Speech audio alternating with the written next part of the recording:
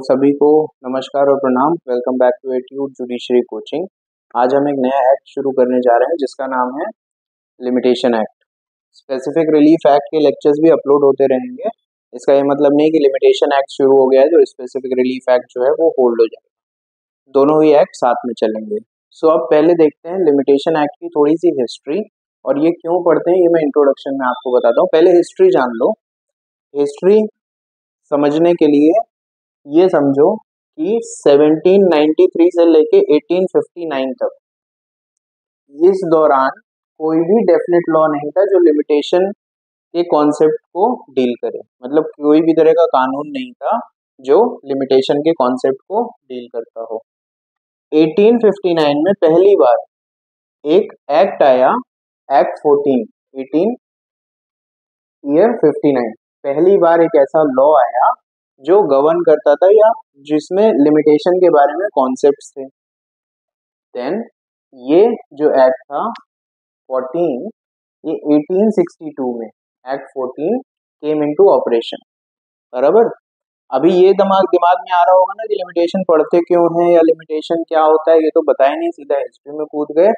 तो इसके बाद जो हम करेंगे इंट्रोडक्शन पार्ट में, वहां पे आई टेल यू। अभी फिलहाल जिन चीजों पे फोकस करना है विद रिस्पेक्ट टू हिस्ट्री वहां ध्यान दो। सो 1862 में ये जो एक्ट आया था 14, वो ऑपरेशन में आया। अब सवाल आता है कि 1862 के पहले क्या होता है। तो 1862 के पहले दो सिस्टम्स ऑफ लॉ थे जो गवर्न करते थे, प्रेसिडेंसी टाउन्स को और मुफस्सिल्स को। मुफस्सिल्स क्या होता है? प्रेसिडेंसी। अब ये तो मालूम है कि जब अंग्रेजों का रूल चल रहा था इंडिया पे तो उन्होंने कैलकाटा, मद्रास एंड बॉम्बे को प्रेसिडेंसी टाउन बनाया था। तो यहाँ पे इंग्लिश लॉ फॉलो होता था। मुफस्सिल्स क्या होता है? डिस्ट्रिक्ट का वो एरिया, बाहर का एरिया या छोटा, एक समझ लीजिए टाउन टाइप या मेन सिटी के बाहर का जो एरिया होता था, जिसे हम लोग आज सबर्बन एरिया कहते हैं, वैसे कह सकते हो।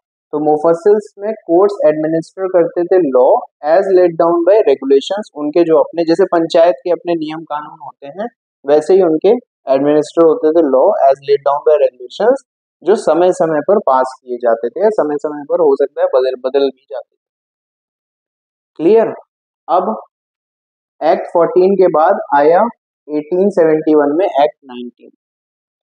एक्ट 19 जो है इसके बाद फॉलो हुआ 1877 का एक्ट 15। जिन चीजों की बहुत ज्यादा जरूरत नहीं है डेप्थ में जाने की, तो वो मैं स्किप कर रहा हूँ, सिर्फ नाम लिख के।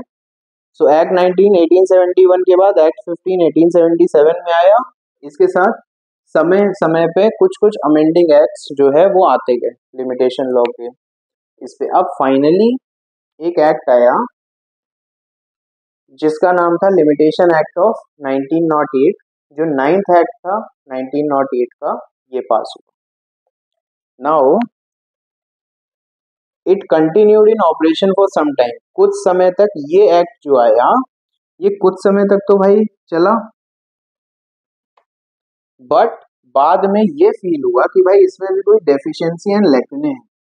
तो एक मोर सुटेबल लेजिस्लेशन की जरूरत है, क्योंकि इसके जो प्रोविजंस हैं उसमें जो उस दौरान केसेस आते थे वो पूरे गवर्न नहीं हो पा रहे थे, उनके प्रिंसिपल्स उसको जस्टिफिकेशन नहीं दे पा रहे थे, अप्लाई नहीं कर पा रहे थे रूल्स एंड लॉज। तो एक ये जरूरत पड़ी कि डेफिशिएंसी एंड लैक्यूने को कम करने के लिए एक मोर सुटेबल लेजिस्लेशन की जरूरत है। तब ये है एमसीक्यूज वाले क्वेश्चन। किसने? लॉ कमीशन ने। किसमें? तीसरी रिपोर्ट में। कब? 27 जुलाई 1956। बहुत सारे रिकमेंडेशंस दिए। रिकमेंडेशन यानी सिफारिश कि ये चीजें ऐड करो।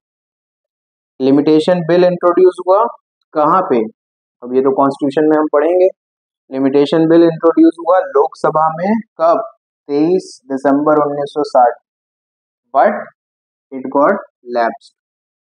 लैप्स हो गया। क्यों लैप्स हुआ?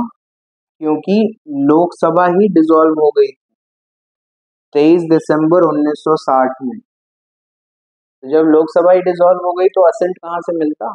कॉन्स्टिट्यूशनल प्रोविजंस है ना, जहाँ पे दोनों हाउसेस का असेंट जरूरी है, तो लोकसभा डिसॉल्व अगर है कहाँ से मिलेगा असेंट?